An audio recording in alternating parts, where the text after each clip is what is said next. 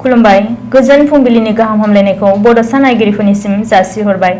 दिनै 27 मार्च 2022 इं रबिबार बारायनि सानसेनि फान्जामुथिखौ फरायथिनानै होनो लादों आं रिमा बसुमतारिया। मेष राशि जेखिजाया खामानियावनो आगान सुरजिनो एबा मावनानै लानो हागोन, फारफ्रोमबो मोजां। बृष राशि सोरजोंबा मायावबा थगायजानो हागौ, सांग्रां जानानै थानांगोन। मिथुन राशि खोथा बाथ्रायाव हेंथा हेंसि जालायनो हागौ, जेखियानो जाया गोसोखौ हमथा।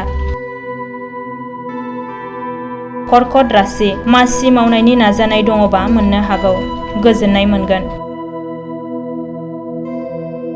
सिंह राशि मानिबा दाहार देनाफोर दङबा जोबस्रांनानै फैगोन, गोसोखौ सान्थि मोनगोन।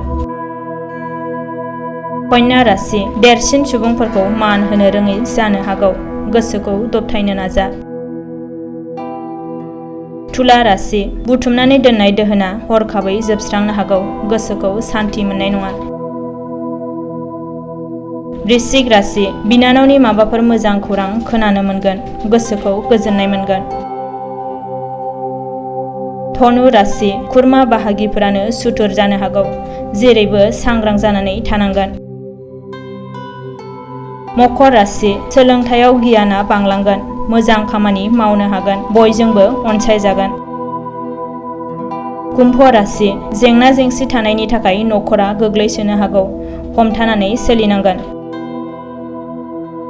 मीन राशि नखराव बिमा जाथाव दङब्ला फिसा मोननो हागोन, नखरनि बयबो गोजोननाय मोनगोन। दिनैनि फान्जामुथिया एसेनोसै, गोजोन्थों। 2022-2023 सोलोंथाइ बोसोरनि थाखाय चिरां जिल्लानि बेंटलाव थानाय मोनसिम सिब्राय इंलिश स्कुलाव नार्सारिनिफ्राय थाखो 8 सिम फरायसाफोरनि मुं थिसननाया सोलिगासिनो। बे फरायसालियाव हौवासा आरो हिन्जावसाफोरनि आलादायै थानायनि राहानि थाखाय हस्टेलनि खाबु दङ। गोजौ सोलोंथाइ लानाय रोंगौथि गोनां आरो मोजां फोरोंथाइ मोननाय फोरोंगिरिफोरनि गेजेरजों बे स्कुलाव फरायसाफोरनो सोलोंथाइ होनाय जायो।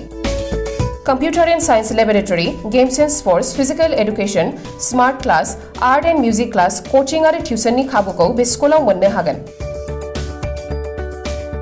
गोग्गो आरो गुन गोनां सोलोंथाइ मोनहोनायनि थाखाय मोनसिम सिब्राय इंलिश स्कुलाव मुं थिसननायनि खाबुखौ लादो।